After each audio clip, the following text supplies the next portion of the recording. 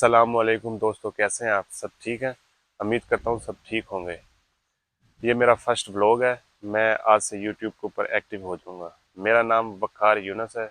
मैं जर्मनी में 10 साल से मैं रह रहा हूँ और मैं पाकिस्तान से हूँ।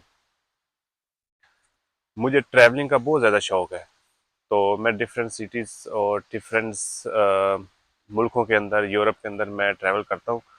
तो मैं उम्मीद करता हूँ कि आप लोगों के साथ बहुत अच्छी अच्छी वीडियो शेयर करूँगा। तो दोस्तों, फर्स्ट व्लॉग है। आप लोगों की मुझे सपोर्ट की ज़रूरत है। आप मुझे सपोर्ट करेंगे तो मैं आगे बढ़ सकता हूँ। मैं इधर इस पार्क में आया था। बहुत खूबसूरत है, छोटी सी पार्क। साथ ये झील भी बनी हुई है नहाने के लिए। लोग इधर पार्क में घूमते हैं। बहुत ज़्यादा सेफ है। आप लोगों को सफाई बहुत ज़्यादा मिलेगी।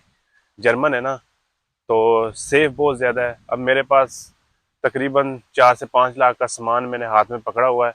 आप लोगों को उम्मीद है कि कोई भी चीज़ को हाथ नहीं लगाएगा, क्योंकि यूरोप में सिर्फ लोग आते इसलिए है कि उनको सेफ अपने आप को समझें।